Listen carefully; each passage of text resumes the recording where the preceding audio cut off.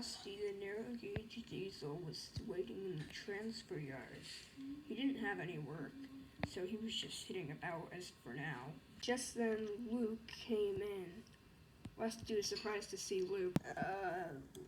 Luke, what are you doing in the transfer yards? Well, I don't really have any work to do right now, so I just stopped by here. Oh, well. How's things been going on at the Blue Mountain? Who was that? Asked Luke. I don't think I've ever heard that whistle before. I think if you told any of the other narrow gauge engines, I think they'd tell you we have. Who is it, though? Railways are no good. Turn them into roads. Pull them up, turn them into roads. It was George the steamroller. Can't believe they made me take a detour to this part of the line. Now I have to hang out with all these stupid rail vehicles. Hey, to be quite frank in every single way, I don't know who you are, but you don't need to be so rude. I wouldn't bother with him, Luke. There's no changing his opinions. He's been like that since he first showed up. You can trash me and my beliefs all you want, but I should show up to this line, plow up your rails, like this, and George shot forward over the track. The rails were greatly dented, and George had gratefully made his mark. The news soon spread. Not until Luke tried to stand up to George. I'll show you what it is. And Luke raced backwards, but ended up derailing over the points. He'd fallen right into a field. That's enough trouble that you caused for one day.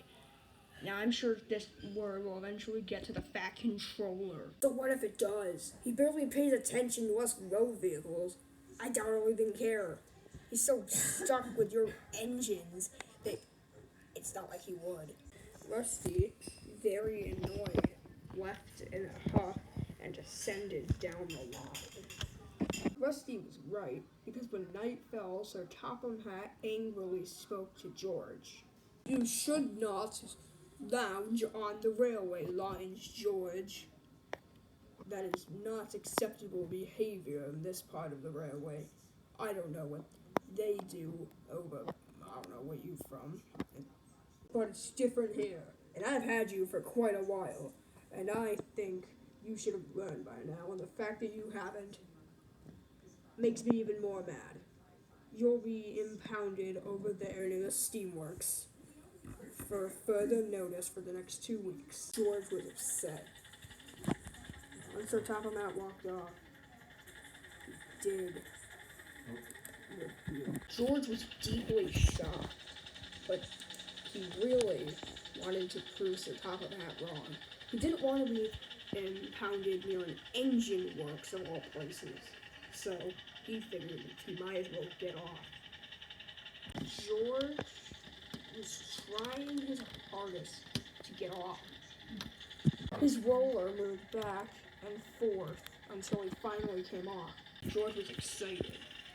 He then hopped off to cause some havoc in the line. George decided to go on the roads to avoid even having to think about his probably his favorite thing in the world. George was right next to a steamer, but instead of listening to Sir Topham Hatt, he felt it was right to leave. George was making his way along the line. George was leaving, but then he saw a glimpse of the steamworks again. He felt tempted to go in there and roll over all the rails, but he knew there were probably workmen in there. Meanwhile, at Maron, Emily was trying to find the water tower. She couldn't navigate really well. Guess I gotta take a detour near Kelstock Road and... Whoa! Out of the way, you clapped out kettle! There was George coming. Oh no! I gotta get ahead before... In a single day, George had destroyed 2 sets of track. Oh, great. Now my line is blocked. Guess I gotta find another way to get around.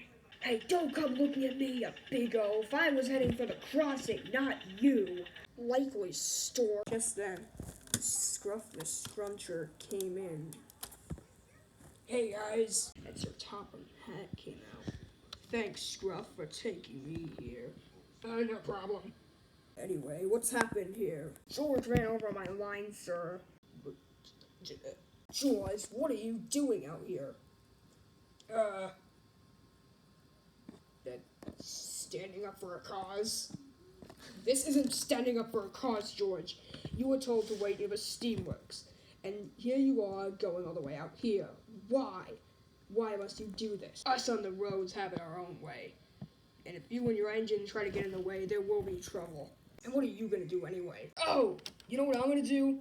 I am going to send Butch here to tow you out and then put you somewhere on the road out of the way, and you won't be fully steamed until further notice. That's what I'll do.